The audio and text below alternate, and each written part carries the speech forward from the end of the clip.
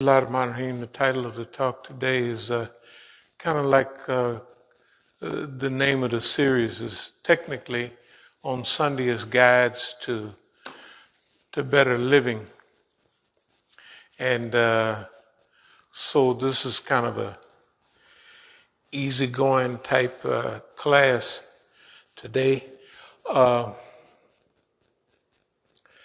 want to start off by talking about a concept that Europeans are catching on to today. It's called minimalism. Have anybody heard of minimalism? Yeah. Minimalism is an idea, not that you won't have money, but the less things you have in your life, the less clutter in your life. Like all these things that people see, we're taught that things is going to hook you up. So the more cars you have, better off. Bigger house, more house you have, better off, right? In other words, these are the guidelines that they have, or the guideposts for so-called success or achievement.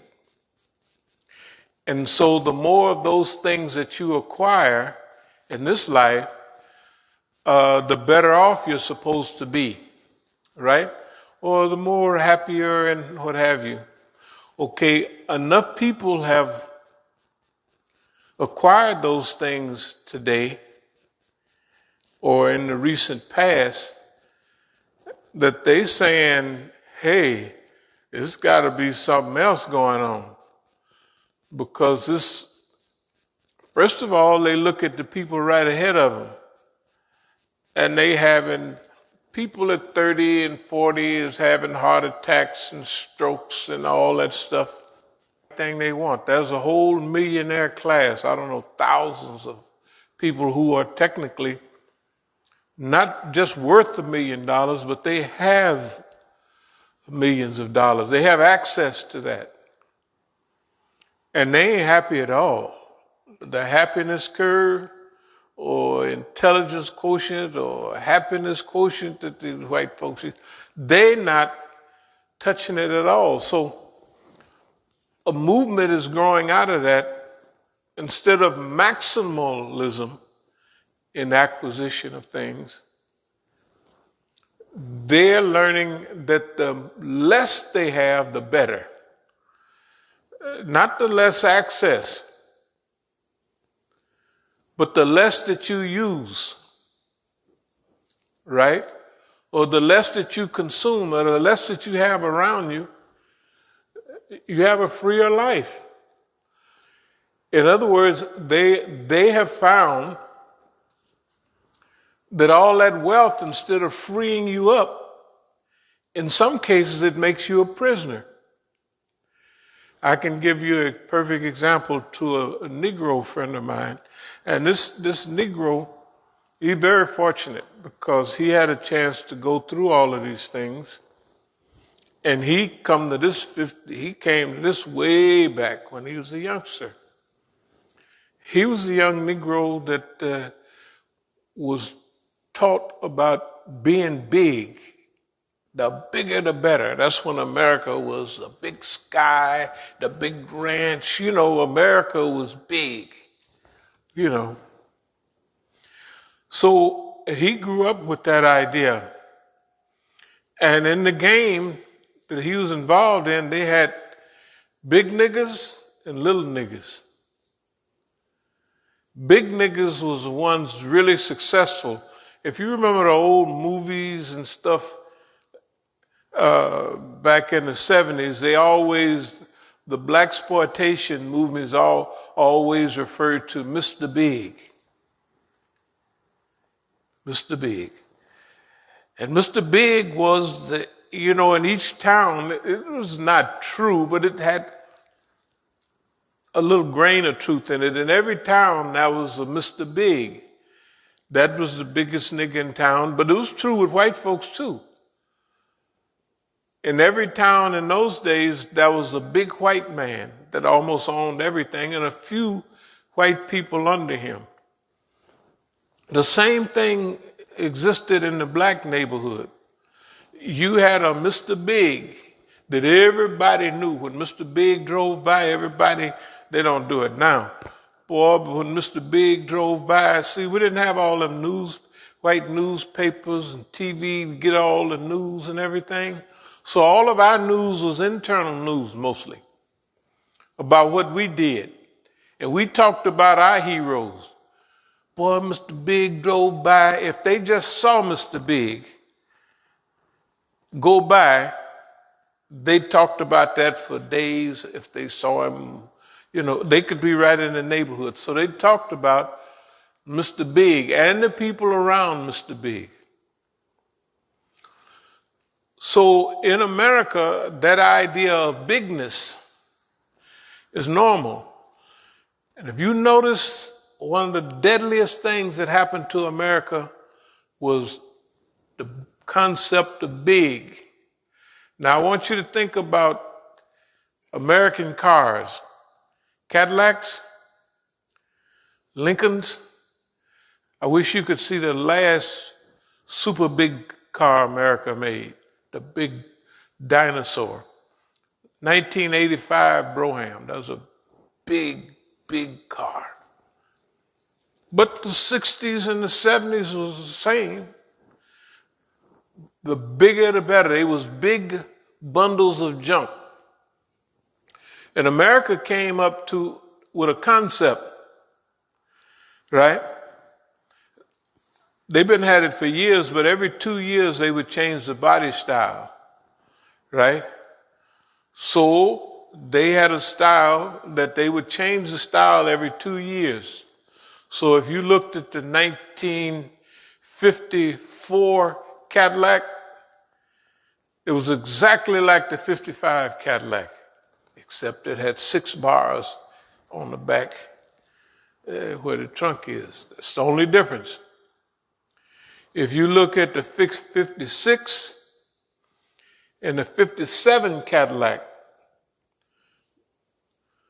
well, those two were similar, but yet a little bit different. But if you look at the 57 and the 58 Cadillac, they was almost exactly the same. And probably one of the most beautiful cars in history is the 57 and 58 Eldorado, not the Eldorados they have now.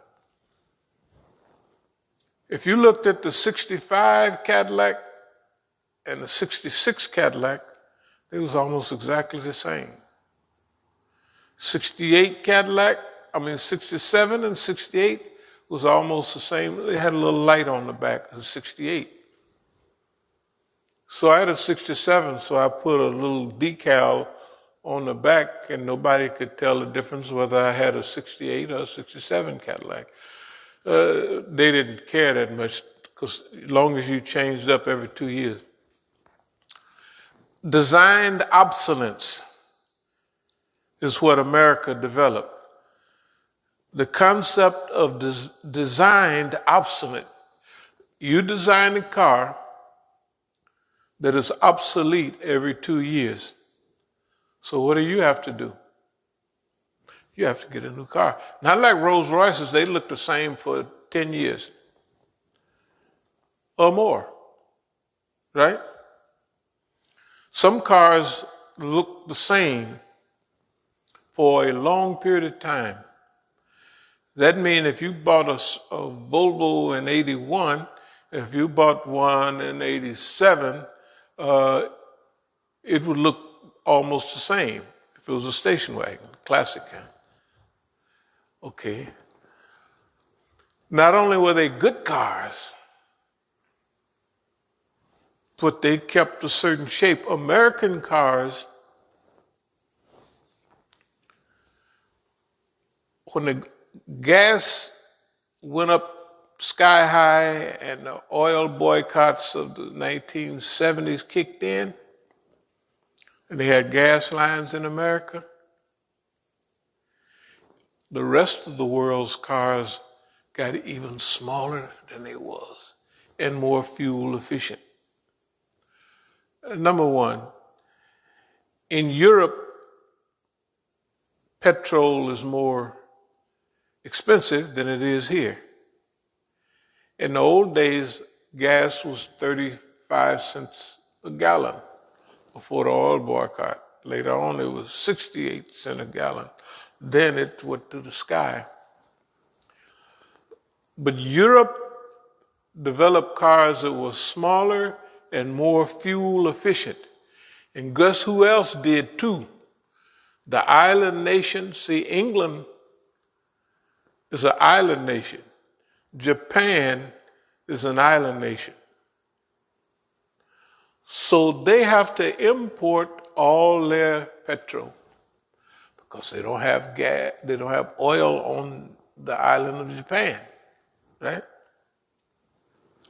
So Japan, that was a time when they used to say, so goes General Motors, so goes America. That means General Motors, Buick, Ford, all them. I mean, Buick, Ford is the other crew. But Buicks, Cadillacs, and our Oldsmobiles, they don't make them no more, all of that. General Motors. General Motors is broke now. What happened? By 1973 and 74 and 75, you could get Cadillacs free on the used car thing almost. All the white folks got rid of their Cadillacs, and all the niggas were still buying them up. Why? Even the old Cadillacs I had 482 cubic inches and 500 cubic inches engines. They had a 4-barrel carburetor. And you could put 2 4-barrel carburetors. Anybody that raced a little bit, they would put 2 4-barrel carburetors. Or you could get 3 deuces, which is 3 2-barrel carburetors, all lined up. These are all carburetors, like that suck up gas. And each one of them have a little jet that's called a barrel. So you got a 4-barrel carburetor, and that carburetor that used gasoline, that's enough. It had 4 jets in there that sucked up. So the Cadillac in 71, it got 11 miles a gallon on the highway and 9 in the city. Gas hit the roof. White folks had enough sense to get rid of all of those. Also, planned obsolescence. The last Cadillac that I had with 50,000 miles and 5-year warranty was 1969.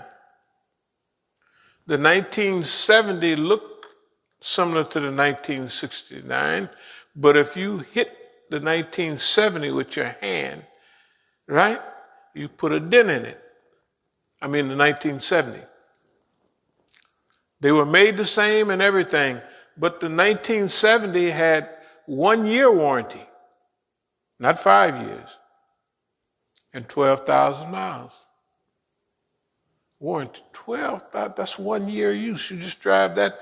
I mean, white folks just drive 12,000 miles. Niggas in a Cadillac, he live in it because he just drive because everybody see him. So you can't see him without that. Every time you look up, there he is. He getting his money's worth out of that boy in notoriety and popularity because everybody talked about it. But let me continue. Therefore, the Cadillac, the General Motors that they used to talk about, so goes General Motors, so goes America. When the oil boycott kicked in the 70s, and when Japan, the first Toyota I saw, I got a picture of it. 1969, we used to laugh at it. Toyota was like a toy, But if you look now, you don't see nothing but Toyotas. You don't see nothing but Nissans. And guess what? Imagine in those days when gas was going to the roof and Negroes was buying up all them Cadillacs, he had to have big money just to operate them. The tank in the cars I used to drive, they had 36-gallon tank. 36 gallons. And you use that up kind of quick. Okay. A double, triple, quadruple whammy hit America. Number one, the oil boycott from Arab oil pushed prices up. Number two, the U.S. had a policy of planned obsolescence. That means they made the cars to last only 2-3 years, 3 years maximum. So you get to driving it, it's a brand new car, you paid $1 billion for it. It's made to break down. It's called planned obsolescence. You plan for your car that you're making to become obsolete in 2 or 3 years. They did it. That's why in 1970, it was clear that we're moving from 5 years to 1 year on your warranty of all parts. And we're moving from 50,000 miles to 12,000 miles. That was a signal that they done flipped up. They were going to make cars cheap, and General Motors, if you wanted a good job, go to GM. Hey man, they was making big money.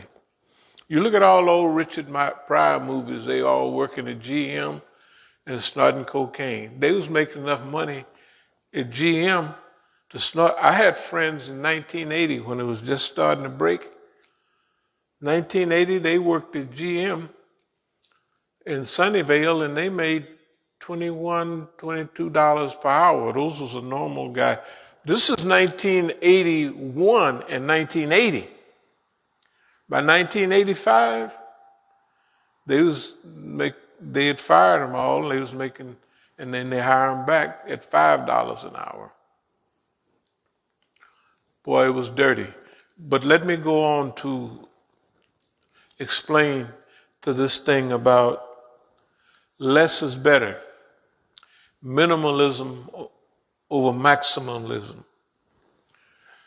My friend that I talk about, he must have had 10 or 15 of those type of cars. He had a lot of them.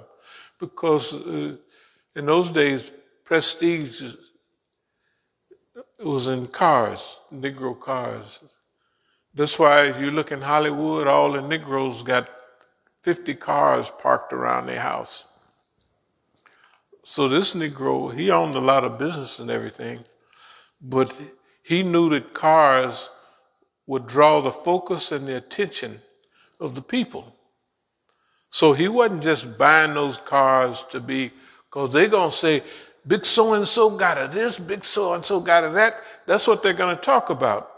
So if you want to increase the focus of the people, you have to have a tool. So you have their mind focused on that in order for them to build up their own private type industry. East Oakland Enterprises was big because the guy was young and just running around, but he had a knack for doing the exact thing at the exact time that happens to be the right thing.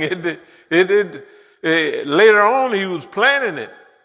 Then he was semi-planning. He had vague ideas and desires, but it wasn't like a focused step by step where you pull out the list. You pull out a list, but it wasn't the same as now. Anyway, big so-and-so learned the same thing Martin Luther King was trying to do in Chicago. He did it in Oakland in the same year. He did it. So East Oakland Enterprises was actually something that worked.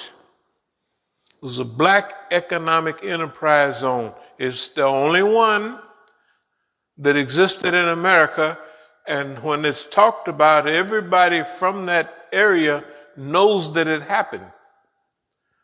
But it wasn't waving the flag of Black Economic Enterprise Zone.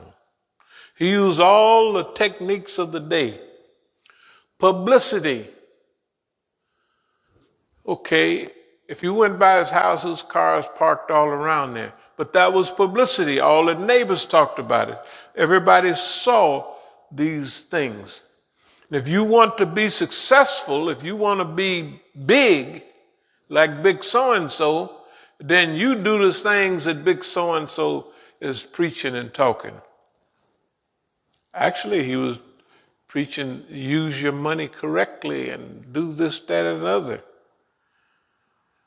But the people that's looking ain't going to pick up on that. But the people that's being taught is picking up on, if you had friends as prize fighters, you want to be a fighter, you want to, instead of being down there getting your head beat off, you want to manage fighters, you want to, so he'd give his money to his friends.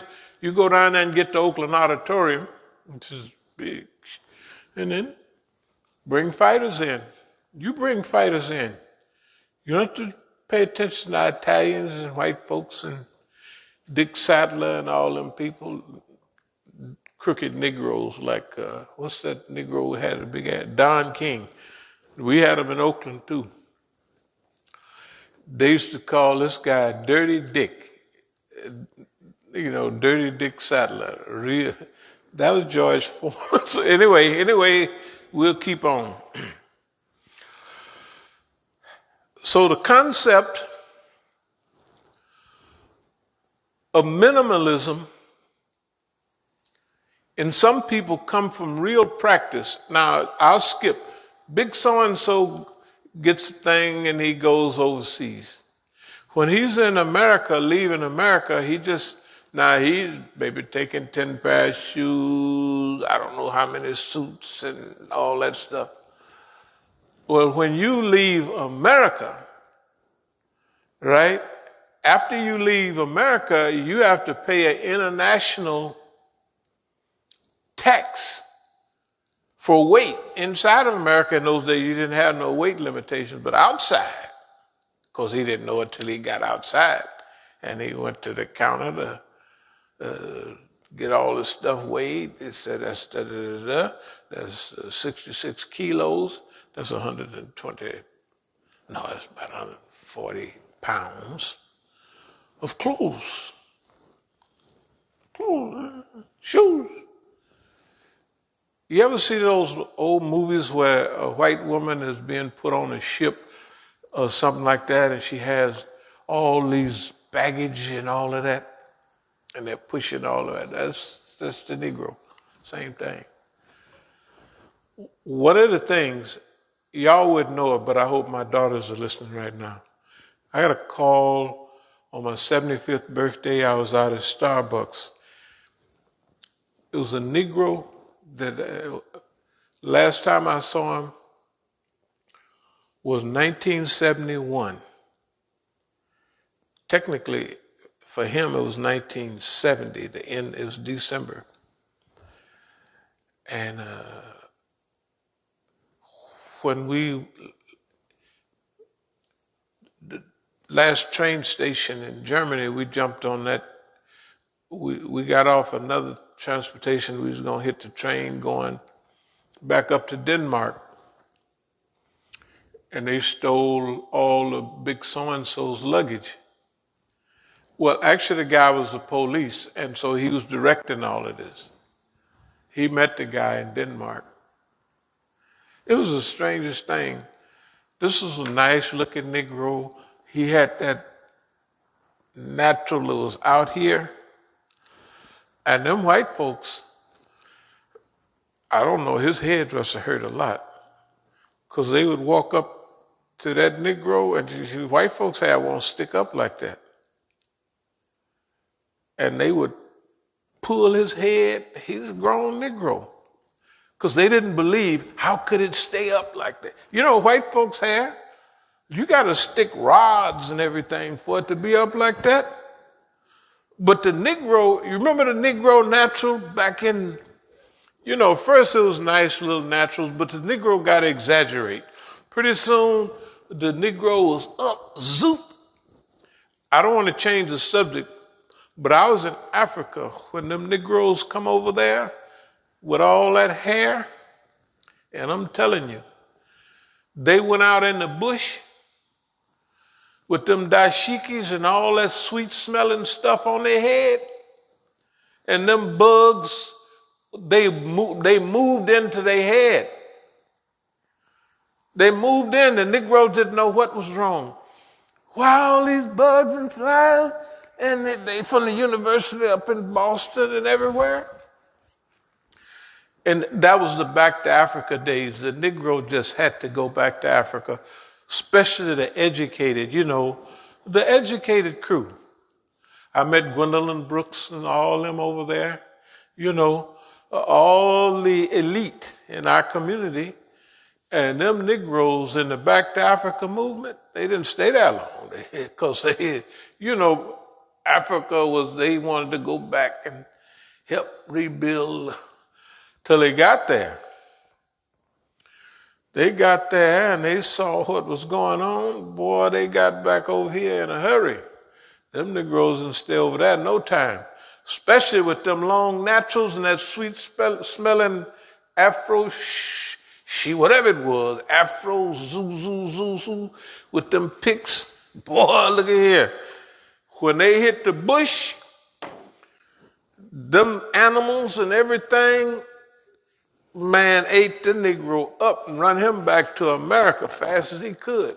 And then they living in the houses, and see, the houses all painted colors like these, inside. So the lizards and everything, you see them all over the house. For the African, they like the lizards because the lizards is eating up all the bugs. But the Negro saw all them lizards and everything all over the wall, and the thing about it is, the lizard think he could change to natural colors. But those are artificial colors, and you can see them everywhere. They can't change, and they're not out in the woods. The poor thing don't know that it ain't the same, that he ain't in the woods, and no, he's right up against that white wall, and he's going to turn a shade, but it ain't going to, you could see him everywhere. And so Negroes would be running around the house, and the African was telling them, leave those alone. Well, I can't live here living with all these animals. Well, you're in Africa, buddy. You're not in Baltimore. And you're going to live here, you're going to live with them too. And that's all the other stuff. That's when Africa was really jungly tight. It still is, And they didn't like when they go outside, something like now you see these beautiful giraffe going down out in the woods. Well, if you're driving over there, you look and you'll see the most graceful animal in the world is a giraffe. You wouldn't believe it, but they just glide. And their head don't go up and down. When you see their head going through them trees, that boy be gliding. They are the most graceful animal in the world. But you don't have to go on no safari in Africa in those days to see all them animals. They all right out there. And the Negro left D.C. and Baltimore and San Francisco. I say, hey man, I don't know. It's good for a visit, but I ain't up to this. And they came back home in a hurry. But the point was this. Minimalism over maximalism. Let's get back to the point. The point is the idea that the more you have, the better. When I traveled everywhere, I had to pack all that stuff up. and pay for traveling all over the world with that stuff. And it became a burden. One of the best things that I did was to leave the country with all that stuff.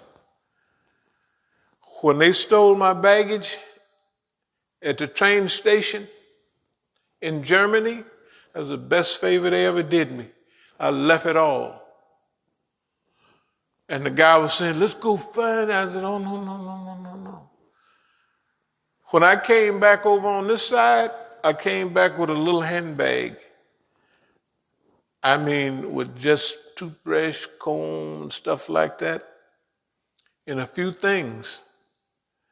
And I bought everything that I needed, which was only a pair of pants or two, when I was over here, when I hit Mexico.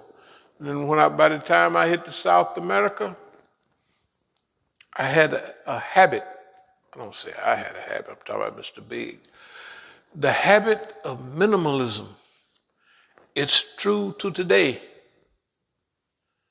What does minimalism do? It frees you up.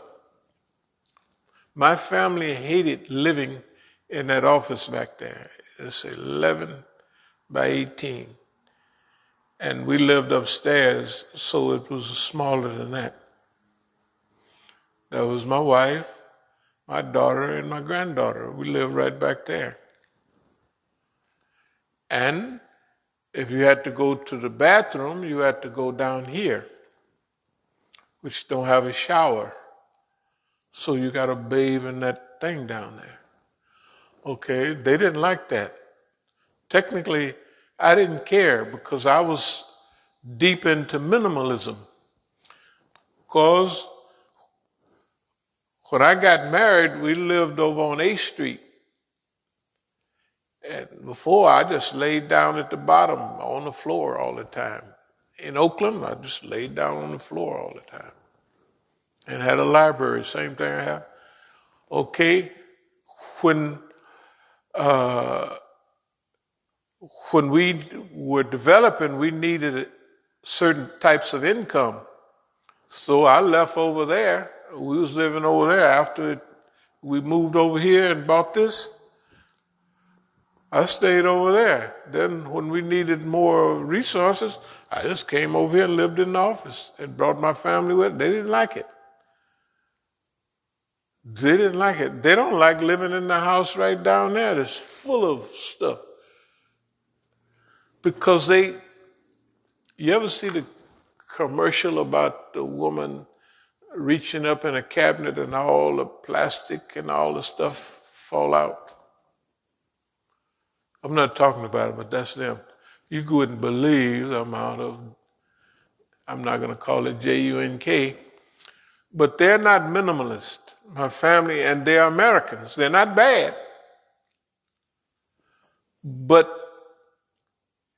if we needed to expand, when we needed money to buy this, we bought it cash. We need money to buy that, we bought it cash. We needed money to buy the lots over there, which we own, we bought them cash. Why? Because we were living a minimalist life. Everything was income and no outgo. If we went to a program and sold $4,000 worth of books, the only thing it cost us was a few dollars of gas that we went to. That's it. Because we didn't go to the conference and get a big room and all of that like all the other Muslims. Heck no, we slept in the car. And if we had some of our friends there, right, we might say to them, hey man, can I go up and take a shower in your room? If it's a 3-day conference. So we just went up and took a shower in the room and went back. And you talking about comfortable sleeping, roll them seats back in the car, and you at home. Anyway, minimalist over maximalist. Maximalist is people that believe that they need everything. And minimalist is people that found out that they were not happy and that the material was controlling them instead of them controlling material. Example, if you got 10 cars, you got to keep them washed, clean, and driven every now and then. You can't do it all by yourself. So you got to hire one or two people to take care of your property that you ain't got time to use. But it's got to be clean. It's got to be driven every now and then, right? So you're acquiring more and more burdens. And if you're not using it intelligently as a prop, see, now if you use it as a prop, that's thousands and thousands of dollars of free publicity in the Negro neighborhood. Man, so got 12 cars. Man, he got 2 vans. He got the Cadillac, a Lincoln, right? Now, that's free, not free, that's publicity. It's publicity for what you're doing. And everybody see that, they want to get on. They want that. So actually, you're not stupid like everybody else that did that, just had it for consumption. They wasn't smart. But if you're doing it and it's free, not free publicity, but you're using it for publicity to sell your product. Your product is black success. You can do it, Mr. Negro. Mr. and Mrs. Negro, you can do it. Right? And it get proved because you'll find the number of blacks owning their homes and owning their own businesses was not the people over 30 in Oakland at that time. It was people under 30, actually in their 20s and early 20s. In the old days, the gangsters, you had to be 40, 50 years old before you got into something big, or before people would turn that much power over to you. Not in our time. We started a whole new show. Okay. That is, if there's a plan of designed where you design that your product is going to deplete or is going to lose value, and that's your product, it means the more Cadillacs you buy, you're going to get less time out of it. The value is going to go down, but you're going to pay a high price for it. The quality of the thing is not like the old Cadillacs. The old Cadillacs was a 10-year car. You could get a 1950 Cadillac and drive it up to 1960 without much maintenance. Yeah, a 1970 Cadillac, you could pay 10 times the money and you couldn't drive it but a year or two. And if after 12,000 miles, the warranty is gone. You see? Yeah, all right.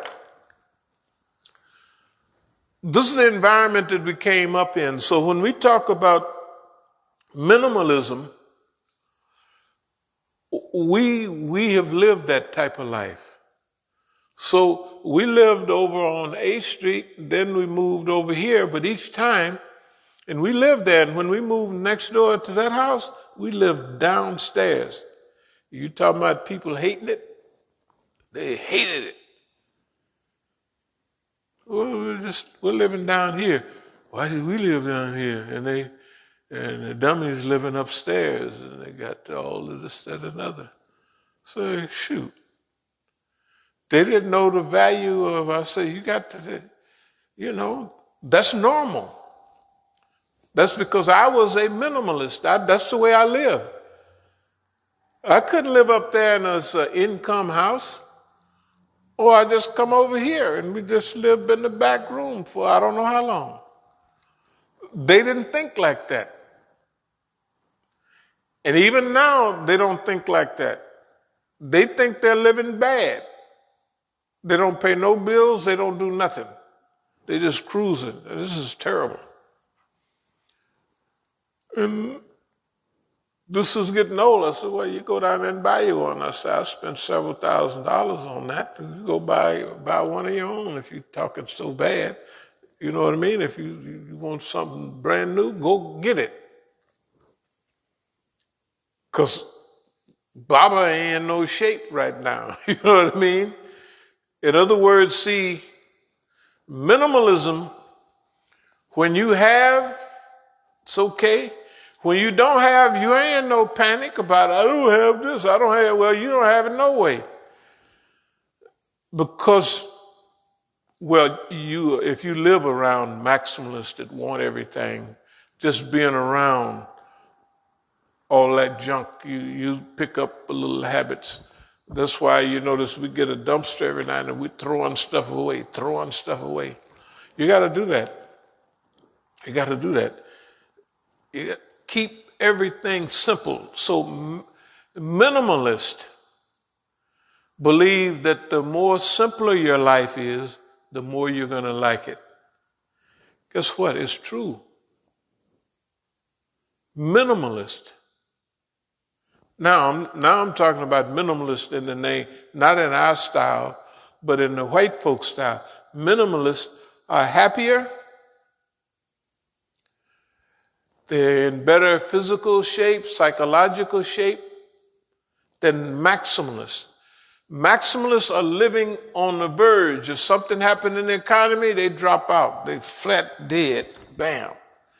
Minimalists may be the chief of so-and-so. If things go bad, shoot, he got money stacked up like that because he don't spend it. But anything that's educational, he can do it. Anything that's global, he can go and spend time on the Rio Pongo if he wants. Right? If that's what he want to do. Now there's minimalists and there's maximalists. We said that. We have experience with it, both the maximum and the minimalist. And I'm telling you, you never get happy, or you might, when you don't have all that junk in your life. The less junk you have, the better. That's the minimalist. And that's the new trend for white folks, minimalist.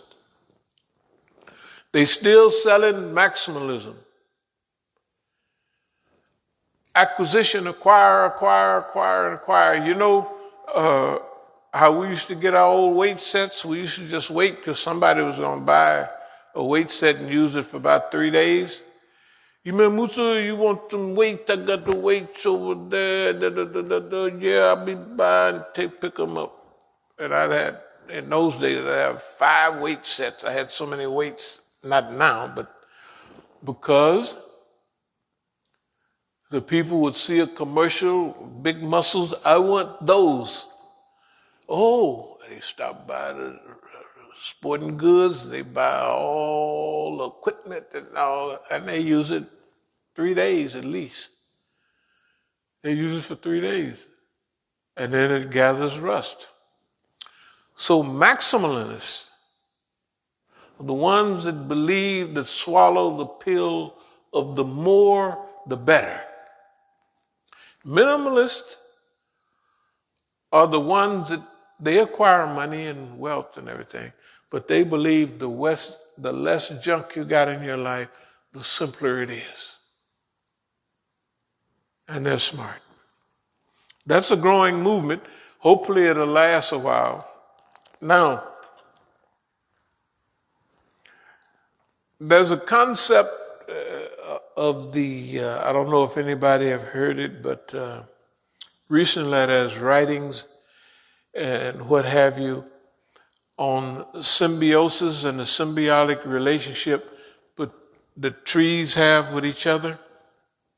There's one tree called the mother tree. Okay, the mother tree is the tree in the forest. Of course, they have roots. And all the other trees have roots. and they intertwine with this every so many such and such. There is a mother tree. And the mother tree is entwined with all these other trees through the root system. And not knowing, when you look in a healthy forest, the mother tree may be getting plenty of sunshine and it's changing, right? So you see a healthy tree under it that don't get no sunshine. Where's it getting all its juice from? The mother tree, the other roots that's tied into the mother tree, which all the root systems tied in together, is telling the mama tree, I'm not getting enough sun. They're communicating. The forest, see, the boss man, he don't have no knowledge of nothing. And now the people are finally telling him that when you cut down these big trees strategically, which that's what they're going to cut down, then the whole forest goes. Is because those big trees are the mother trees, and everything that's in there, they're keeping it healthy. No, this is from the latest science. There's books on this. The root system is tied, all the other trees, say, for 200-300 yards around, are tied into that mother tree. And every so many such and such, there's a mother tree. If there's one tree that's not getting the right amount of moisture and what have you, the mother tree hook it up with it. And if there's a drought during a certain period, since the mother tree's roots goes deeper and deeper, it can keep all the other trees green and fresh. Right? And now they're cutting down the forest. What's the first thing they go cut down? The biggest tree, that's a mother tree. And then they wonder why, when they replant all these other little trees, they don't do too well. Because they cut down the mother tree. The mother tree is a recent concept that people that study botany and all that linked into, and they said, we didn't know all. Of course, the Indians knew it, and everybody else, Africans knew it. Because they always, let something that was like that live. Not boss man. He said, that mahogany tree there, out there in Malaysia, we gonna cut that boy down. Now, if it cut all the medium-sized ones down, whatever, they would be smarter and leave the mother tree there to feed everybody, because the root system goes all over the forest, or they're part of the forest. This is a symbiotic relationship, and I run into this when I was studying about the Symbionese Liberation Army. I don't know if y'all ever heard of them. The Symbionese Liberation Army, a couple of them was friends of mine. Y'all ever hear of Patty Hearst? Okay, Patty Hearst was captured by the Symbionese Liberation Army. And they turned her out and she became Tanya. And they got pictures of her robbing banks and stuff. Maybe y'all don't remember that. That's 74, 75 in that period.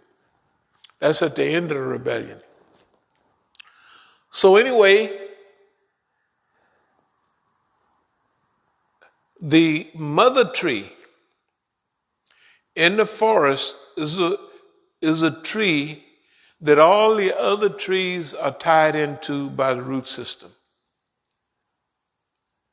And the other trees tell the mother tree that, oh, I'm a little sick, and this is the sickness. This is what I have of such and such and such.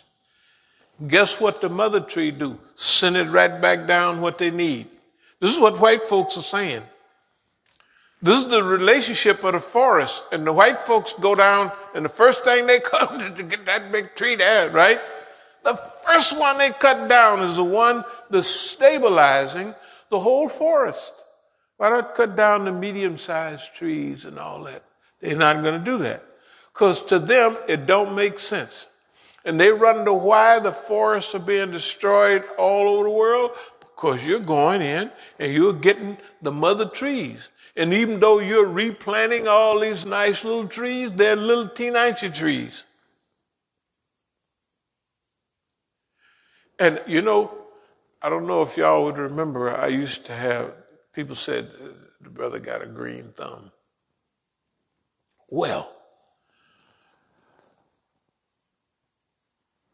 the squash and all the stuff, I don't know if anybody remember all that stuff we used to grow down, right on a strip of land right there in front of my house and down on the front. Yeah, we used to grow tons of stuff. And I don't know if you remember the gardens, they would be almost 15 feet high and everything. And everybody would say, Imam Musa got a green thumb. You know what? They teach people to plant all the tomatoes in a tomato row, plant the other stuff in a certain row, right? Isn't that what they teach? That's a garden. Not to me. I never used that. I would go out with all of the flowers, the tomatoes. I would just spread everything all over the garden. Cucumbers, all of that. And rake it a little bit and then let the rain come, and it would soak. What the birds don't eat, the seeds soak in, and you got just a little bit of soil. The people was coming to school, and I got pictures of it. They tell out, put the seed down that far. Nothing ever come up. I said, don't do that. I said, just throw them out there and then rake. That means it'll be a 1/4 inch of soil over the seed. So the water gonna hit it real quick and them boys gonna boom, sprout up. What I'm trying to say is the garden was feeding off of each other. The plants, the flowers, and the I don't know if anybody remember. I got pictures of it. The plants would be so high, it's unbelievable. In our garden down there, I got all the pictures. They were saying Imam Musa must have a green thumb. No. The plants loved it. The more variety, the better. You ever drive on the side of the highway and you see every now and then there's a patch of wildflowers? All kind of flowers out there, right? So everything, the more variety in a thing, the better it works. The boss man, he believes you take all of this and you put all of them straight down in a row, right? And you're going to get the best production. It ain't true. They should mix up all the trees, right? And why? Because each one of them takes something and gives back something. You know what I mean? And they feed off of each other. Boss man don't do that. Boss man he'll learn in a little while, but boss man have to use fertilizer. He have to overkill everything, right? He have to pump up all the water out of the ground, put it on the top, and eventually he's a goner. But people that understand the forest, they're not cutting down those mother trees anymore. They're leaving them. And all where they are, everything is healthy. Because the mother tree, that's what they call it. They don't call it the mother ship, they call it the mother tree. The mother tree feeds and nourishes the whole environment. If a tree is sick, that's why you don't find sick trees around them. and trees with little brown edges and stuff. Because the mother tree, they roots are intertwined, right? And wherever that little tree meets the mother tree's roots, they sending a message. I need so-and-so. I got the cold. I got the flu. Boy, I got it bad over here. So the mother tree nourishes it. It's pulling up everything from all other places. Its roots go all over this part of the forest, that part so it brings right back to that tree. And this is unbelievable, but it's real. It's real. This is the latest studies in botany. The symbiotic relationship between everything. And I run into all of this studying about the Symbionese Liberation Army. What does symbiotic mean? And then they said, well, a symbiotic relationship. Then they had a section on tree. I said, what? Much as I like trees. And that's where it come out of. The mother tree. And who does the white man go take out in the neighborhood? First, the big niggas. Get the big ones, and the other ones are getting line. So pretty soon you have a community of small people that won't even think of, you know what I mean? Because they're not getting, and they won't nourish each other either. They ain't gonna, The mother tree would. Okay, now let me jump a minute. Our organization is serving as a mother tree for the movement. Everybody else been blocked out. All our lectures, all our talks and everything is that our roots go deep because we've been here a while. We've outlasted everybody. It ain't nobody talking like we talking. That's just the way it is. I'm not making up nothing. There is nobody else doing that. I mean, I have pictures of my friends that survived, but they're not doing that. So therefore, they can't inoculate and they can't help lead and guide the movement. So the movement, if it sprouts up over here, it'll get wiped out. They will only let the artificial trees, non-movement trees. They got big green leaves and everything, but they don't produce no fruit. They don't produce no fruit. And you saw all these organizations just calling everybody why they don't get nothing. They don't want nothing.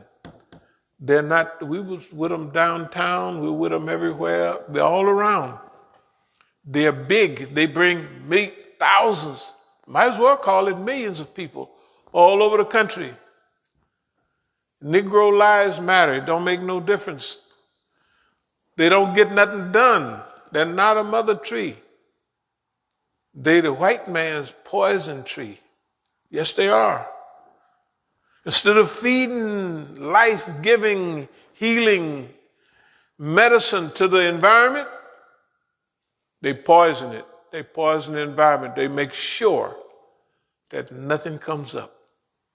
If it comes up, by the time it gets this high, they roots spot a potential tree and they choke it out and they kill it, they destroy it. They're monster trees. Yeah, they're monster trees. Vampire trees that suck all the life out of her. That's what they are.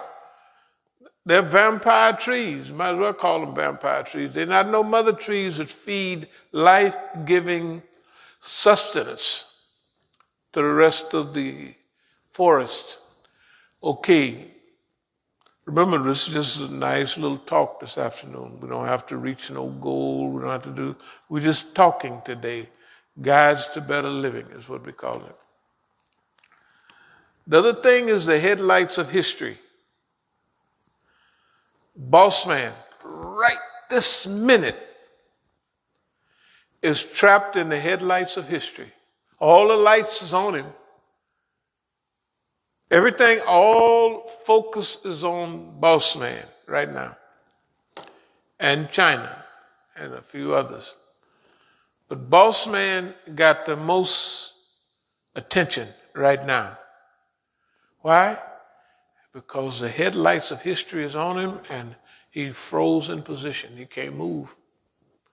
You can't find no healing from no institution in America. Absolutely none. If it's an institution that take care of the forest, they're not doing it. Right? If it's land management, they're not managing the land. They're letting it wash down the street somewhere. Right? Water conservation.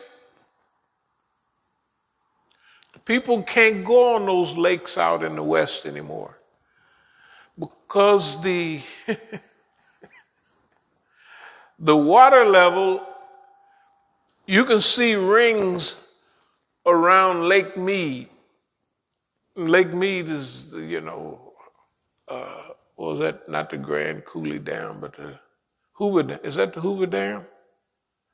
One that's for California, on the Colorado River. It has that whole lake. I mean, it's a Hoover Dam.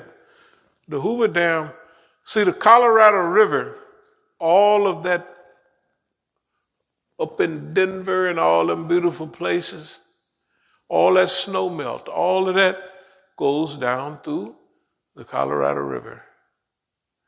And the Colorado River has these big dam. The main big dam is the Hoover Dam. But water rings are around the Hoover Dam. And where people used to live up here, the lake now is down here. They're worried about whether they can keep enough water in there to do what? To run the electricity. The electricity feeds Los Angeles. The water feeds all of Southern California. And they're just getting in Las Vegas as a desert. That's the desert. They just started tearing up lawns and making rock gardens just recently. Before they had big green lawns, all them swimming pools. Just think about LA, all them swimming pools, all that, and you're living in a desert. Wasting water? And don't talk about the farms in California. Good God Almighty. You see where your stuff come from here? Find some box that don't have California on it. If it is, it just come from up in Oregon or Washington, probably Washington for apples and stuff. Everything else, when you're in a grocery store, if you can peek at what the bag says.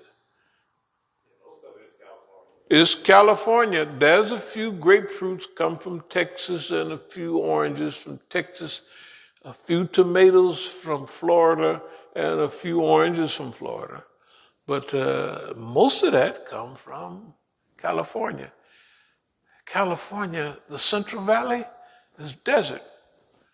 They use the Colorado River and the Sacramento River to get all the production that they're getting for people all around America and all around the world. And they're mismanaging it. They're mismanaging it bad.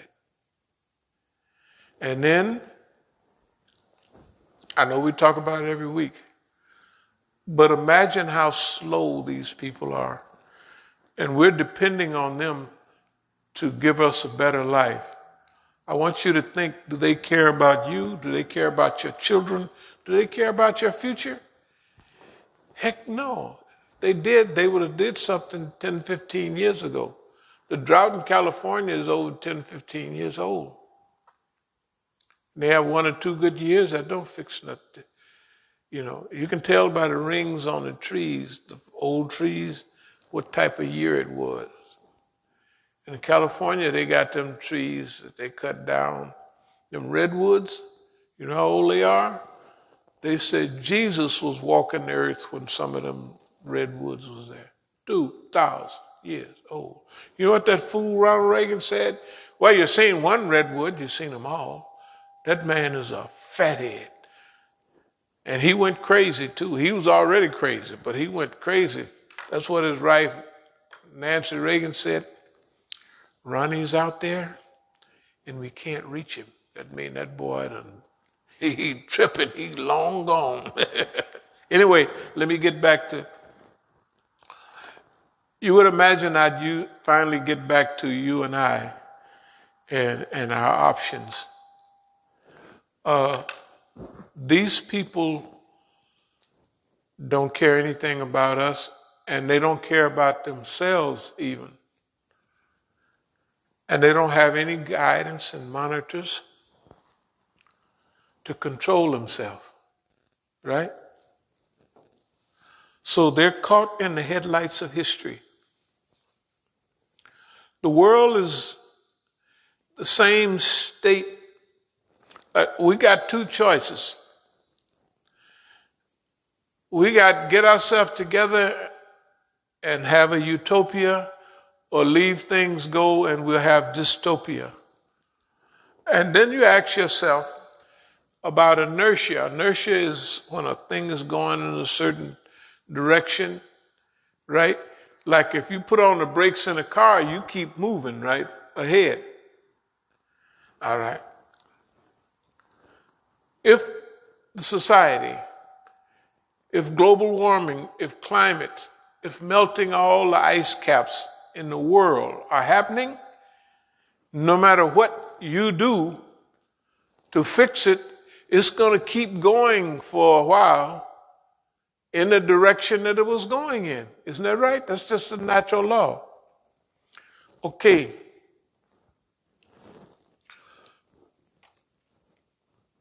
So I want you to remember what you've always read in Quran. If you read in the Bible, it was the same thing. In those days, they sent prophets and messengers to talk to the people. And they talked to the people in the same language that we're using, because we're using the language that they were all using. But ain't no more prophets and messengers coming. So that leaves the job. You find the world in the same situation as it was in those days, people acting the same way. That means all of them acquired some level of destruction. What do you think that the world, how long is such a simple question? It's rhetorical. Why? How long do you think we can do this? Right? How long do you think that we can do this? And who's going to suffer? Who's going to suffer?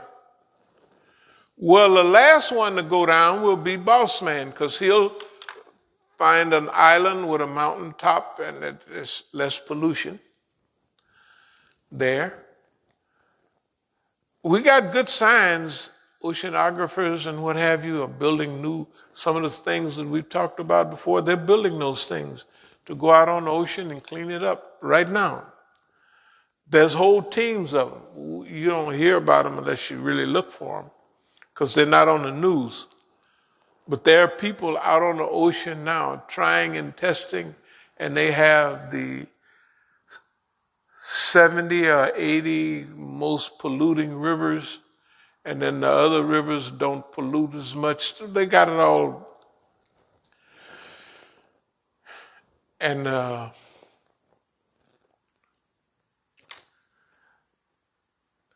all the plastic, all the junk, all this, that, and other, it goes in the ocean.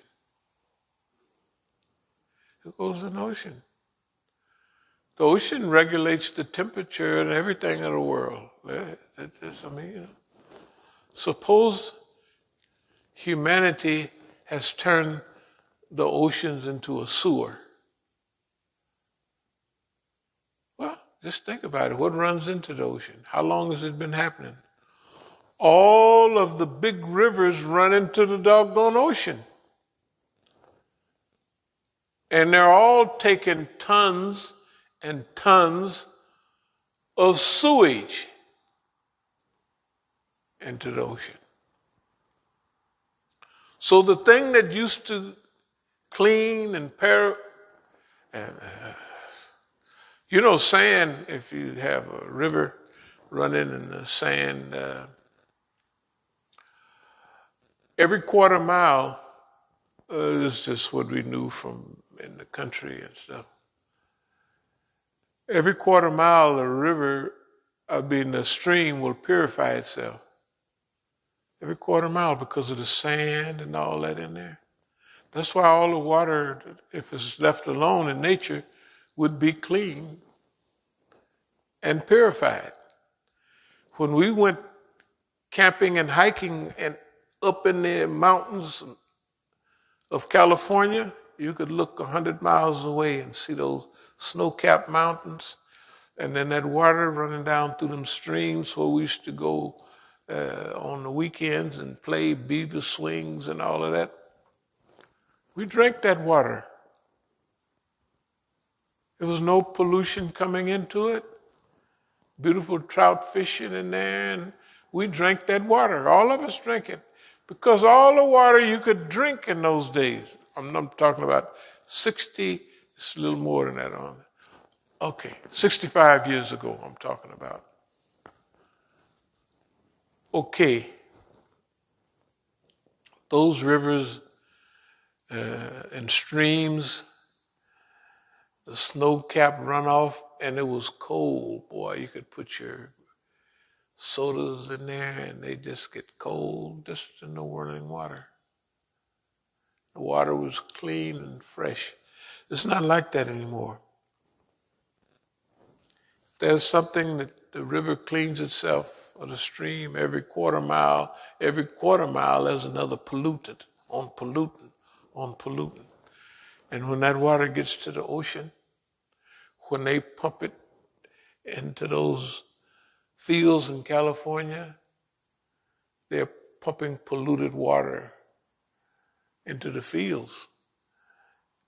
And we're eating vegetables from California with all that pollution in it.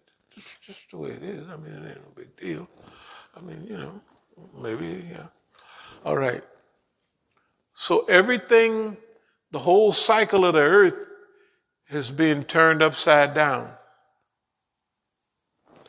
The trees that clean up the air and everything, carbon dioxide and oxygen, you breathe in oxygen, breathe out carbon dioxide. The trees breathe in carbon dioxide, breathe out oxygen. That's why Brazil was known, Mato Grosso, that big area, was known as the lungs of the world. And this Bolsonaro, that crackpot that liked to, he just let them burn it all up. Okay, here's the point that we're heading. Earth is headed downhill fast, and we're letting it do it. Da-da-da-da. The day is saved. Who's going to save the day? I used to, don't laugh now, I'm telling you. I don't want nobody just running around giggling and laughing. You know who Captain America is now? You see it? The black guy. Yeah, the guy that was flying around. And the old black guy that was old, and he got him put in the museum down there. It's all right, I'm telling you. When I would explain this to, like Sakina, this goes back 20, when she was 5 and 6 years old, she loved the Power Rangers. And since we lived downstairs over there, if she watched TV, okay, I had to watch it with her. I mean, I couldn't tell her, you can't watch no Power Rangers, because I said, yeah. So I would watch I may be studying and reading, but I would be watching, because we lived downstairs over there.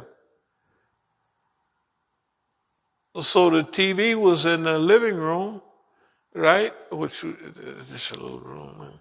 But anyway, I got up on what they teaching the kids. So I used to tell Sakina, we're like the Muslim Rangers. And just think of every Power Ranger episode. The big monsters got everybody about finished, right? Tell the truth. And then the Power Rangers got to morph up, right? To where he can tussle with whatever monster it is that's devouring or ruining things, right? That's what we are now. But it's the real deal. Brothers and sisters, I don't see no hope in boss man getting the truth and getting saved by the Holy Ghost. If anybody see any signs of that, please let me know. Just drop a little note in the box somewhere, the suggestion box.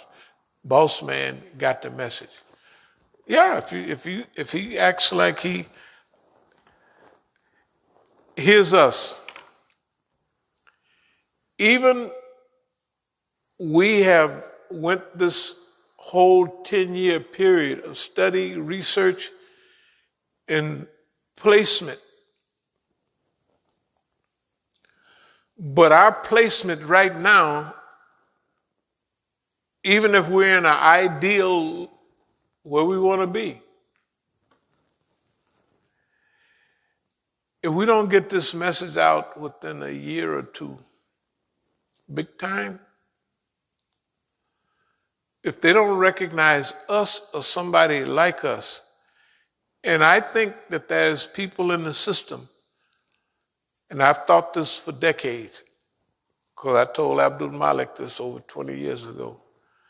I said, in the back of all of this is Boss Man. I said, Boss Man they got one team that want to get rid of us and finish the Negro off. And then there's another team said, just hold on a while. And this is the way I thought about it then. And I know it now. I've thought about this for 30 years. I have known that there's been two teams. They technically on the same team. One team, get rid of that nigger. He ain't gonna do no good, and they niggers can't do any good. Then there's another humanistic crew. I don't know what the numbers are. Oh, we gonna get more out of them if we keep them alive. Just study the nigger. The nigger is right about this. Look what we can learn. And they are learning, but they don't do nothing about it.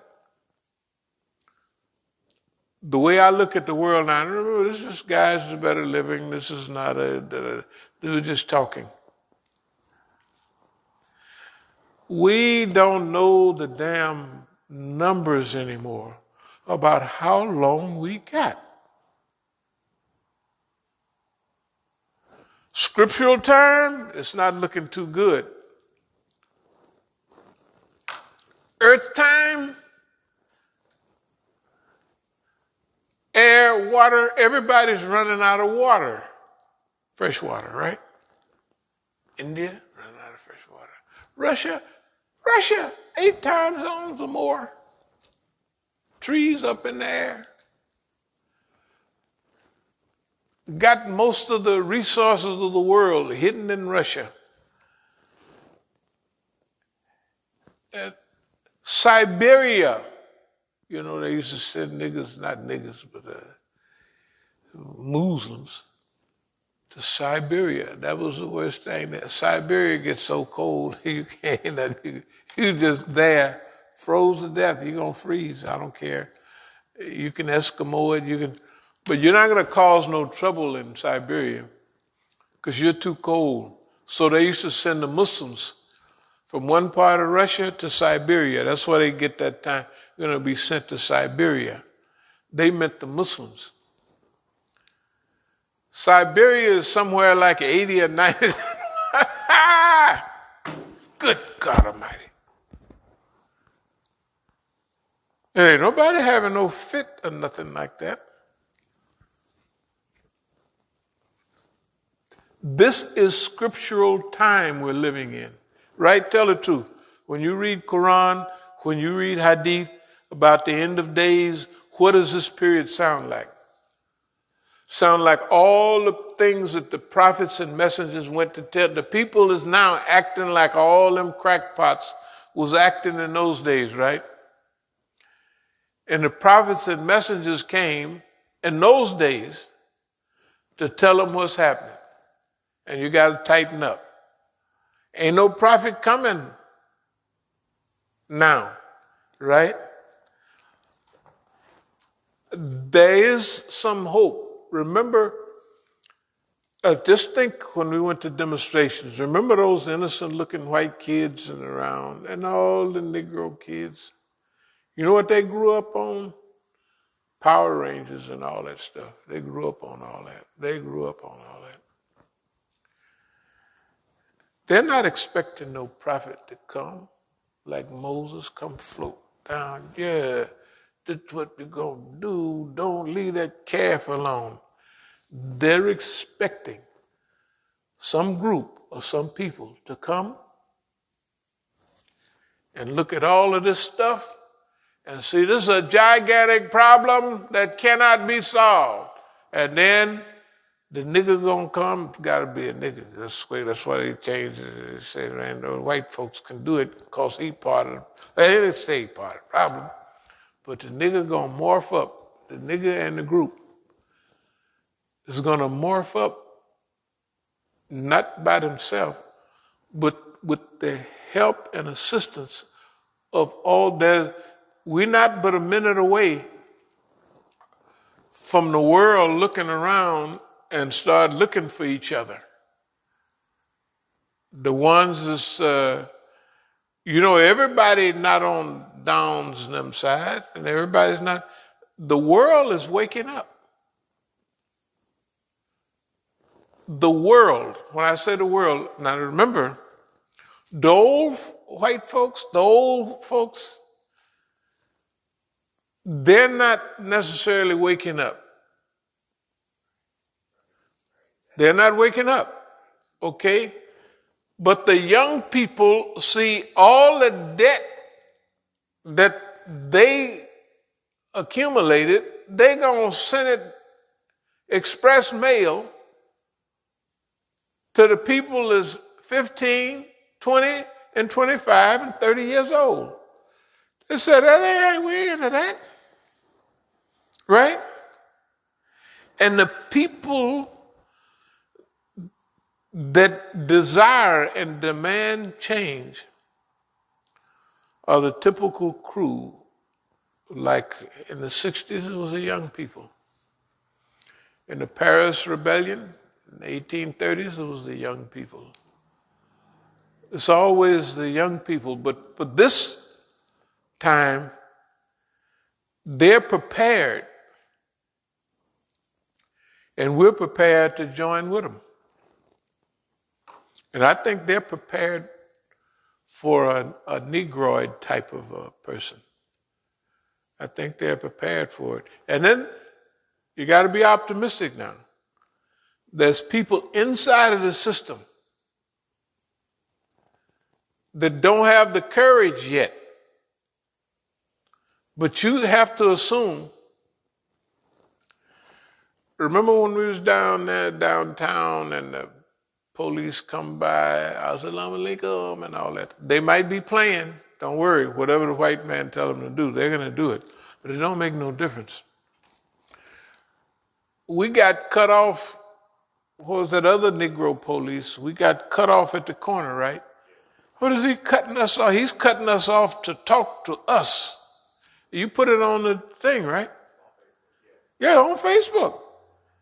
I mean, we're not imagining stuff. We know we know where we are, and we know they know where we are, and we know that they're in confusion. They're confused. And I'm telling you the truth. We're doing everything we can to psychologically comfort those people that need to, okay, take it easy. Or got to get up a little bit. That's what we're doing. That's what all of our talks are about. It's about the whole society, because we're not going to get I don't believe, it may be, that Islamic movement rise up, but they got the Zionists watching the Muslims so bad, it ain't 3. Well, I know it's more than that. But functioning Muslims in America, that really is 3 or 4 maybe. Zionists ain't putting up with that. That's good. It would be bad. But you see, now this is where optimism, kindness, and I don't want to use the word love, but I'll go on and use it. Because this thing will be done not by revenge, retribution.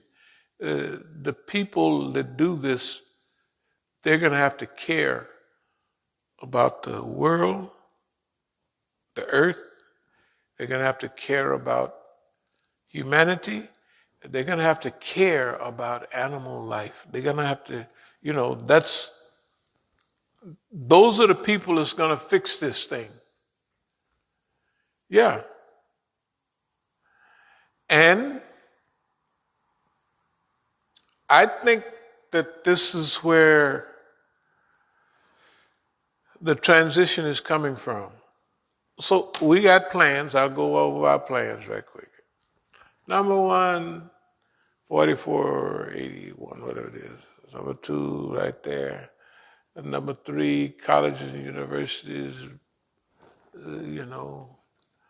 black people help yourself, all of that type of stuff. And then our movement goals and platform. But I have to tell you, our platform fits in with the global human potential movement. It always had. This is not a new discussion, but this is the way that it's felt from way back, because this analysis is not a new analysis. You've probably heard bits and pieces of this all along. So probably the way it looks now is that it depends on people like us that want to be involved in the global transition. But the planning and all of that is moving so fast that a plan you had last month, it don't, hey man, boss man, if you said, it's 7 buckets of smut in the water, we got to clean that up, and you get a plan to clean up 7 buckets of smut, by the time you get there with your people, it's 15 buckets of smut, right? The thing is going, the decline of the world is happening so fast. I mean, just imagine, and there's no good news. Ain't nobody said, well, the global warming is getting cooler. It's just nice this year. We got a good year. You don't say that. It said by 2050 it was going to be this way, and it's going to be that way by 2035, right? That's the trend. It don't have to be the exact date. I'm just saying that's the trend. And guess who lives on this earth? Why, you live here. And your children are going to live here, unless they're going to like Mars or somewhere like that, which you think they're going to let niggas get on there and go to Mars? And what would they have to produce on Mars? They would have to live in a glass bubble where they produce the same type of that they got here. And it ain't nothing like the big sky of Montana, right? And you go places and you still see fresh water. Boy, that's nice. Fresh, cool water. Those days is getting slim. Nice little trout in the stream, and you can dip your cup down and drink the water. Very few, very few. You drink the water now, you'll be gasping, trying to get your breath and everything, turning colors. It could be turning red and green. Okay, excuse me. Okay, let me review what we went over. Boss man is trapped in the headlights of history. You know where I'm coming at him? He freezes. Congress is froze. The Senate is froze. They can't do anything. The governors, ain't nobody doing nothing. And then in America, they come back this week with the virus. Took about 2 weeks off, and it's, good God Almighty, it took 2 weeks off. And they said, oh, y'all don't want to do right? Well, let me come on. And the virus is supposed to be, I don't know, I don't pay attention to Euros. It's supposed to be killing more folks now. Good God Almighty. What does everybody want? You remember the plagues and all that during Moses' time? He just had 9 plagues. Hell, we got 15 or 20 plagues right now. Global climate plague, this plague, right? We got, what does people want? They read in the scripture. They ain't moving. The Christians, oh man, y'all got the same, some of the same stuff. I say, well, y'all do have the Lord. He gonna save you. Trinity. Yeah, they gonna be raptured up. I forgot, but it's only gonna be 144,000, right? That ain't but about the half of the 1/3. That's about the southeast. That part of southeast, right? So they gonna be ready. It ain't gonna be a whole list. 144,000. That's what I remember. Does anybody remember those numbers? I didn't know that was the limit. I didn't know that. Yeah, no, the 5%ers. Yeah, well, they, all them percentages is going out the window.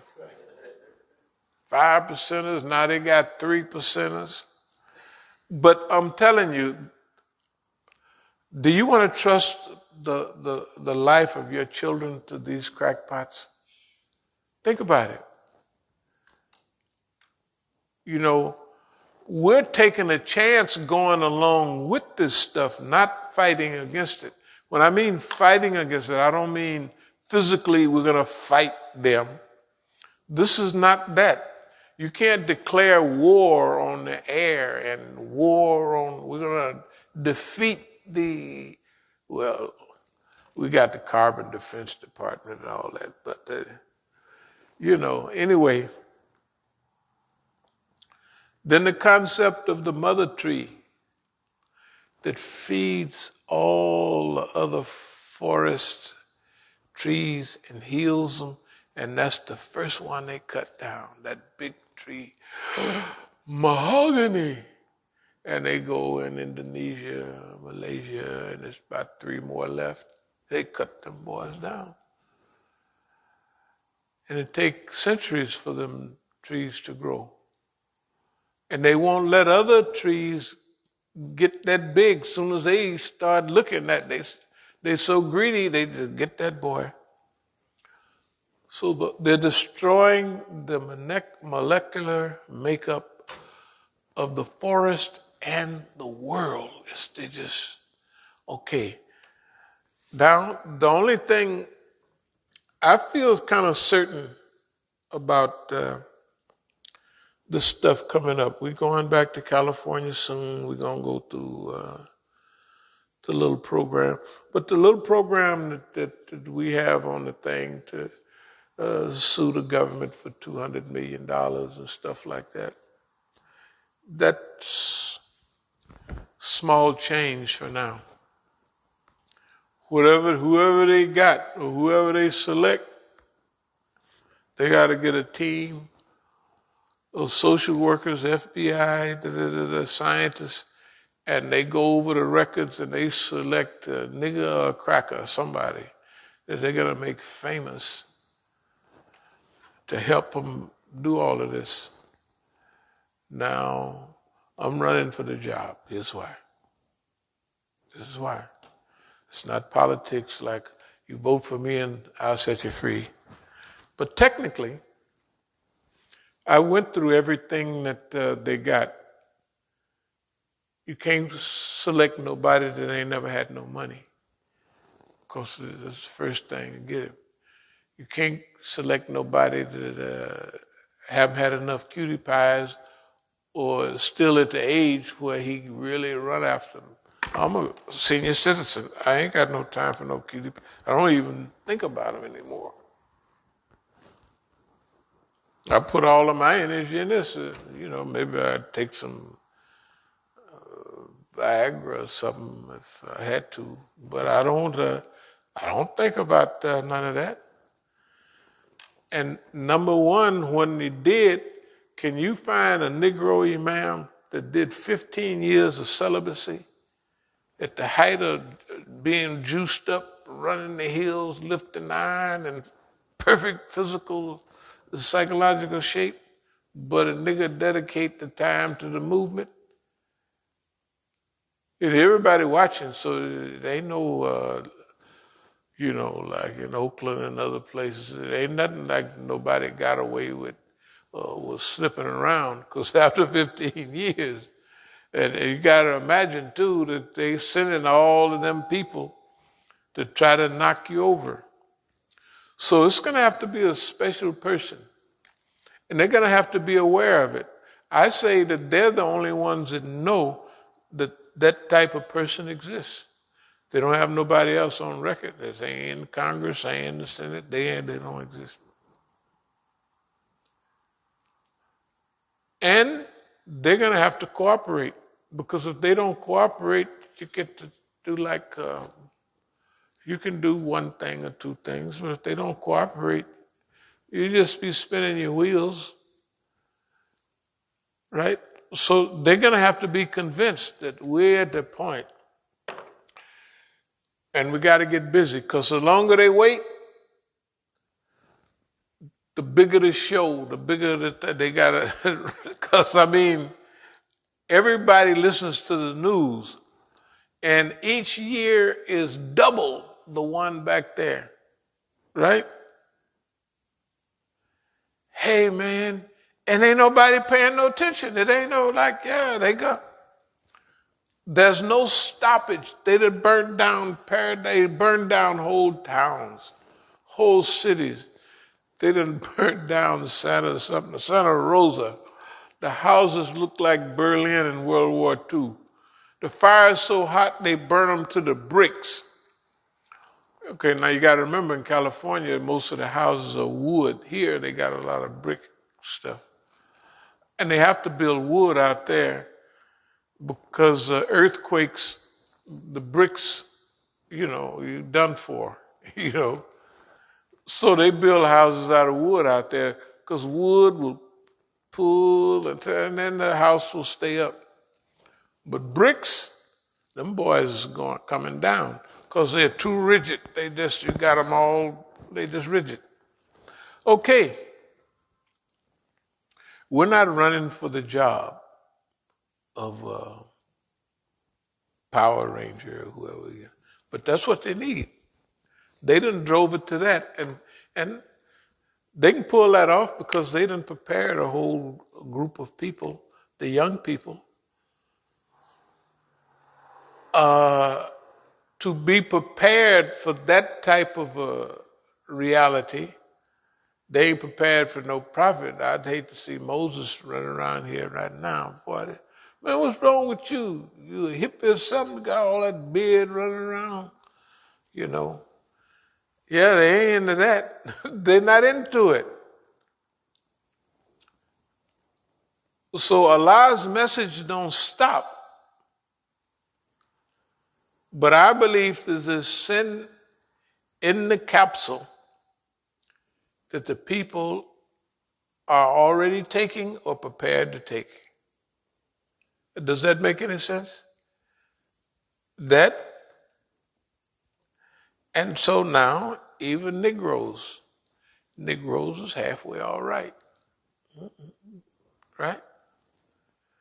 And if anybody expected, they made mistakes keeping everybody back, Martin Luther King, Malcolm X. They're not expecting a white savior or director, right? Tell the truth. Even white folks, they're not expecting nobody. They ain't expecting no cracker. Tell the truth. They just not. All the white folks we saw down there, right? They're not expecting. I think that sentiment is true, actually. I think about what they put out, and I watch a lot of futuristic sci-fi shows. Right, right. And usually in the future, the person that kind of shows up to get things right is usually brown colored. You know? Yeah.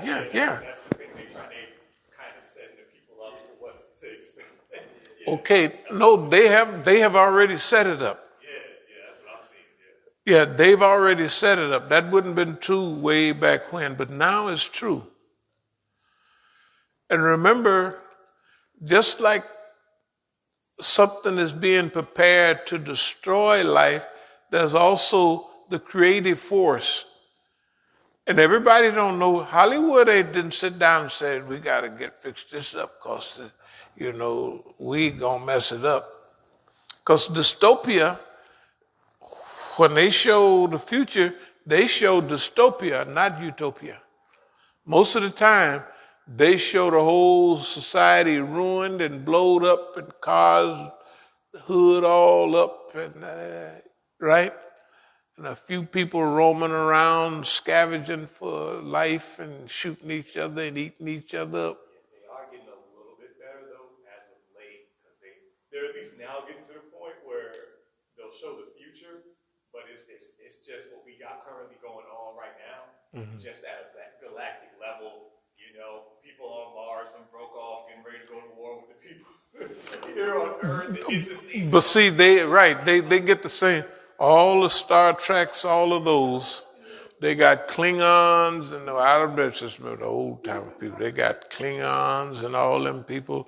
So they got the U.S. and the Russians, and now they got them people with funny looks. I'd seen it once. They got all it, but they are Vulcans, and they got the same thing now, like you say. And all these same type of organizations, the empire, whatever it is. Okay. But in between that, they prepared a group of people. The young people are psychologically prepared for a type of person of people to come. Now, we being handed a platter, we would have to have a group of people under good guidance, not the Negro Martin Luther King type. You see all them white girls down there? If you had the wrong type, the nigga will spend all this time reviving the bedroom. He won't, lapping up all the vagina. They won't do it. Tell the truth. The niggas, they just have you. You'll be so heartbroken. You'll be crazy. Well, they have to have ethics and a moral. That's where we come in. You have to tell everybody this, but you have to have Islamic ethics, Islamic morals, and a vision of the world that Allah sent us. Good, clean world, right? What Allah sent us, it worked. It was all the water was clean, all the air was clean, right? Everything, all that was fine. Everything lived and died, went back into the earth and came back up. That was fine. If we can get back there, right? If we can get to that, not back, if we can go forward to that and bring enough people along. When I say we, it's impossible to think that one or two coons are going to have anything to do with us. It's already way beyond that. It has to be, and it's, the longer we wait, the bigger it just gets, it just gets bigger. So anyway, again, I just mentioned the symbiotic relationship between life, the mother tree or the mother group or the organization, have lived long enough, have roots deep enough. Now you got to remember Martin Luther King them is gone, Malcolm X them is gone. So you have to have people that have withstood the storms of history. And they in pocket.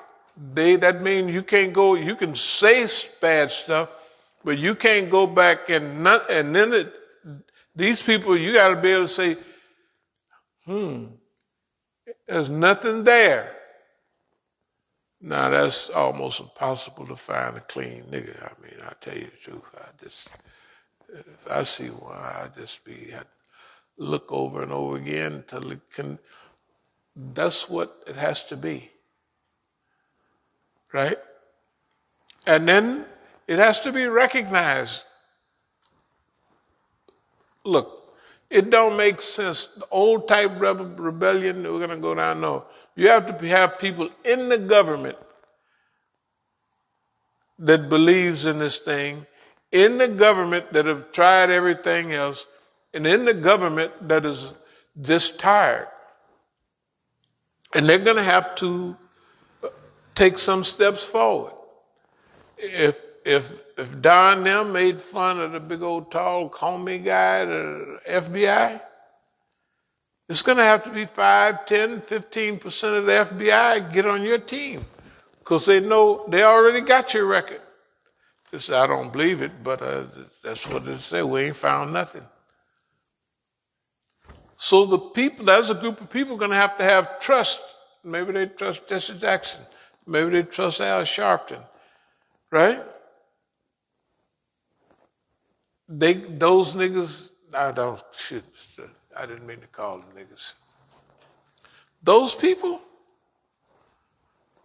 it can't be those kind of people. It's got to be people that's been right guided all along from day one. Even when they was in Jahiliyyah, they was still trying to do the right thing for that time. You can't hardly find them kind of people. And they can't be afraid. We're going to lose this, we're going to lose that. All of that type of stuff. So the headlights of history, that's what Boss Man is. He paralyzed. The Congress is paralyzed. Everybody's paralyzed. They can't do nothing. They can't do nothing. It's not only they won't do nothing, they can't do nothing. And the last thing, the mother tree have to have survived long enough, right, to develop the system throughout their area of the forest where they can be a medicine and a tonic to the whole forest. And the last thing, minimalism. They have to have whipped materialism way back. They have to be a born and bred, a visual minimalist, where you can go look at wherever they are now and you can see minimalism and getting ready to be more minimal than that. Yeah. So, didn't mean to talk so long. Are there any questions, any comments? This is just a fairy tale we was talking about. What is this? Power Rangers and all that stuff. Yeah. Just take it as something interesting to talk about on this is Sunday. Any questions or comments?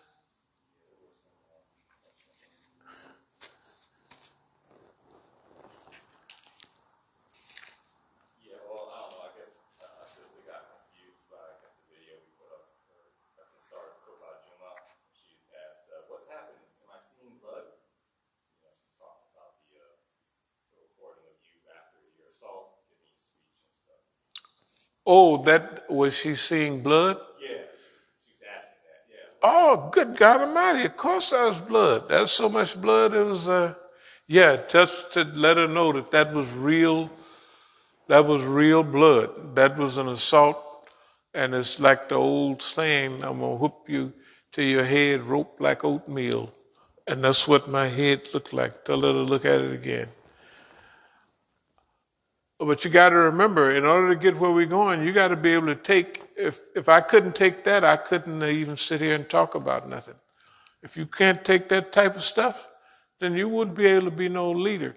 If you would, you couldn't, not for what's needed now. At different times, you wouldn't take that. At this time, I wouldn't take that. But at this time, you can't let people divert you from your mission and from your goal.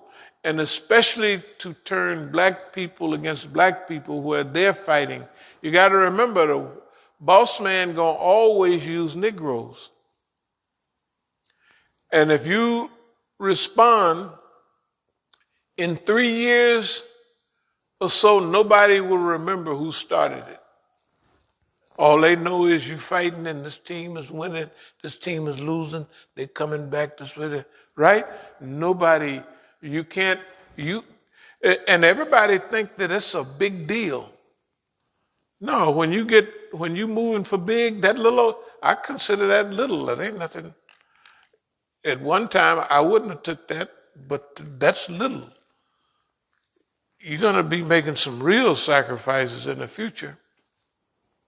You know, you have to have people standing right in front of you, lying and talking crazy, which they do, and doing all kinds. You just have to keep rolling, because people will send those people to destroy your faith in humanity. And of course, faith in the one that created humanity. Sure. Are there any more? Yeah, it's a follow up from Wednesday's program. Brother asked, why is Imam locked up?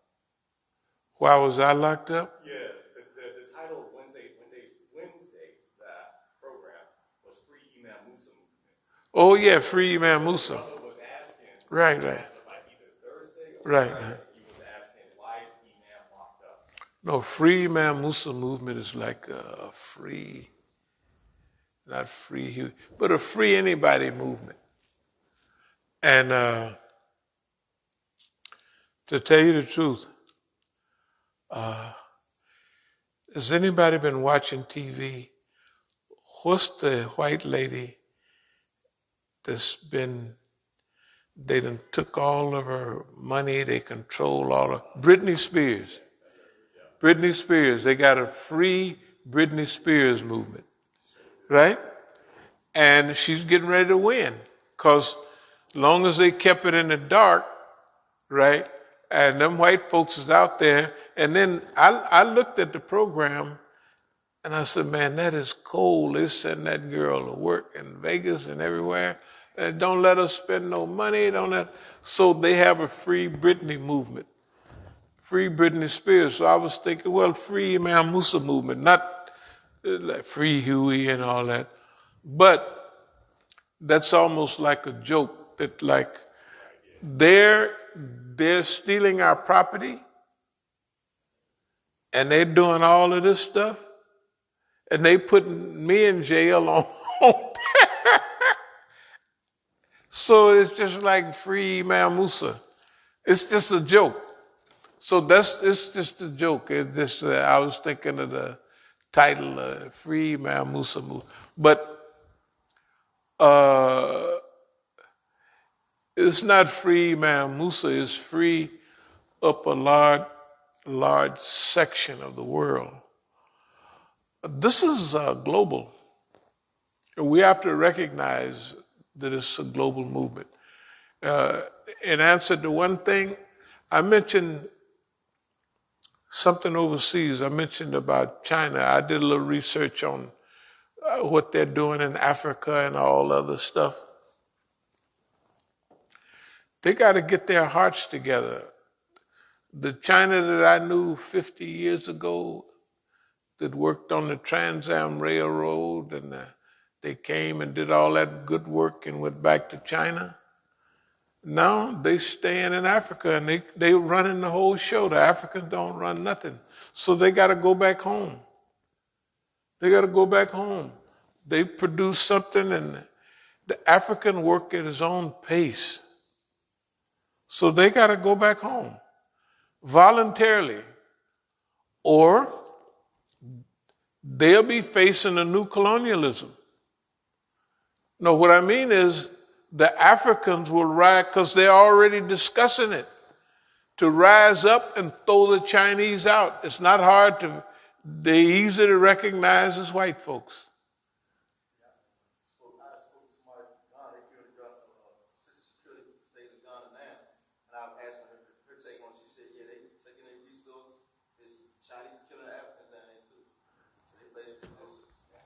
No, it's bad. It's bad news.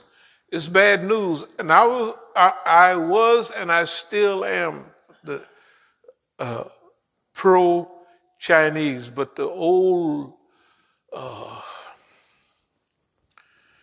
Sherman Maoist, those people that see, when you broke like just a little broker, and when you've been oppressed, and you can still taste it. You help people along those lines, that we're just right here with you, just a little above. And you help them. They used to charge the Chinese the Africans 1 or 2% interest on whatever they did. That was just because they got to do the paperwork, and they got 1 or 2%. I think it was 1%. So technically it was free. They wasn't charging you nothing. But they got a little transportation, they got a little this, that, and whatever they did, it was yours. They didn't leave no hook in there where you now. But see, history, from my research, there's so many Africans talking about it and hurting, and so many. The Chinese over there can produce certain things, and it put all the Africans out of business, which can't compete with that. Well, it's the same as the Europeans. If you do the same thing white folks do, just don't worry. You'll get the same thing. And the attitude of the Chinese in Africa is different from the Chinamen when I was there. Different, it's altogether different. So all the world is working and heading in a certain direction. Now we here, we're prepared to cooperate with people in good, but hold it, you can't do that. You got to straighten that up. That's our position on that whole continental thing. And you shouldn't do that. Why are you doing that when Allah done hooked you up and fixed you up? And you can't give all the credit to your party. There's some divine thing, this spark, that calls it to, we did this. I say, the white man tried to cheat you, and you beat him at the cheat. And that's what made you big. And now he's mad because you haven't become white, and you still Chinaman. That's he's mad at that. We're going to send you to business. Oh, they're going to strike on us over here. The deindustrialization of America, starting in the 1980s. What does that mean? They deindustrialize all them factories and smokeouts and burnouts in Cleveland and everywhere. This is because they sent all them factories to China. And China hooked it up, so yeah, you can't send a factory without sending the technology, how to do it. You can't do like South America. They send pre-fixed cars and stuff down there for them. They call it assemblea, to assemble. You ask a guy, did that Chevy come from the U.S.?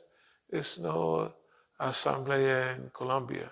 It's assembled. They send all the parts down there, and they assemble them in Colombia. So Colombia don't know how to make no Chevy.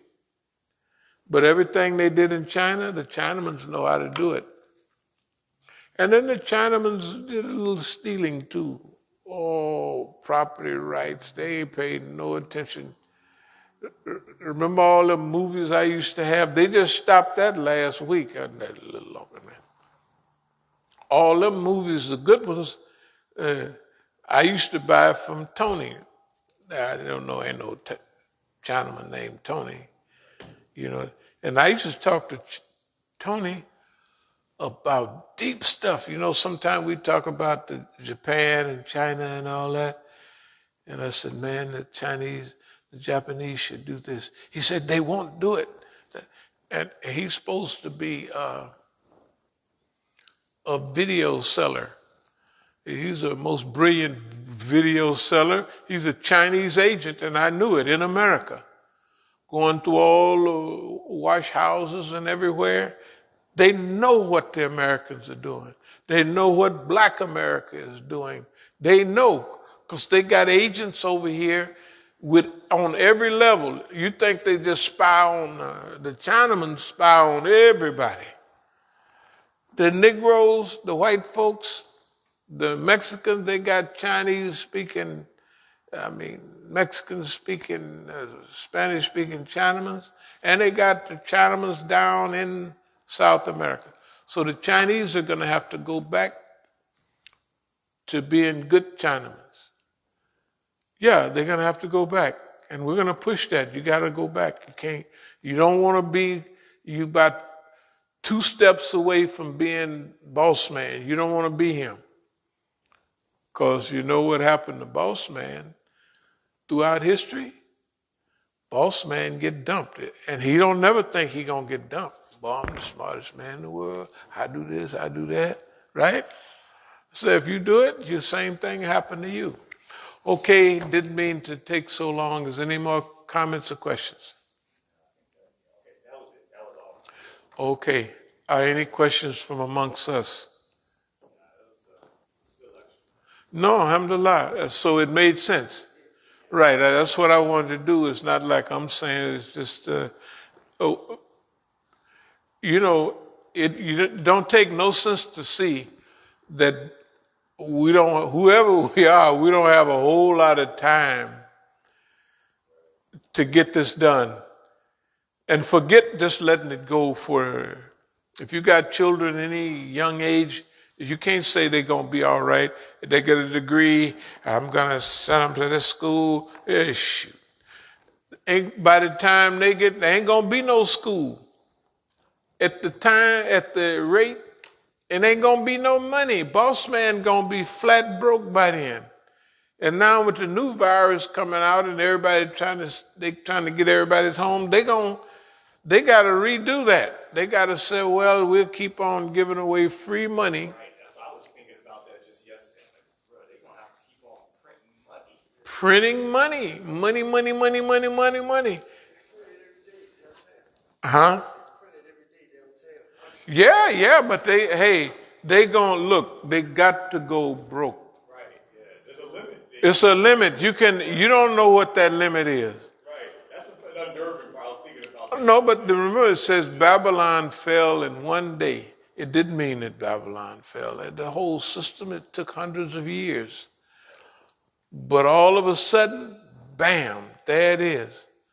So remember, we don't want it to be that way. Why? Our friends, our relatives, our wives, our children's, all hooked up in this thing. And remember, I'm going to call them innocent white folks, but the white folks that are involved in this, they don't do nothing to us. They actually like niggas, most of them. They do nigga talk, chit chat, everything, right? This cool. You remember in the old days, there was always somebody named Cool Breeze in the neighborhood. Niggas been cool since the 50s. And white folks just been cool for the last 20 years. But they cool. I'm just saying, you know what I mean? We have to manipulate the races to do the right thing for themselves. But this is not a racist. There's not a hint of racism in it. It's the human movement. Human, animals, everybody, and the earth, animate and inanimate. It's just something that should be done. So thank y'all very much. Kula kauli hada wa astaghfirullah.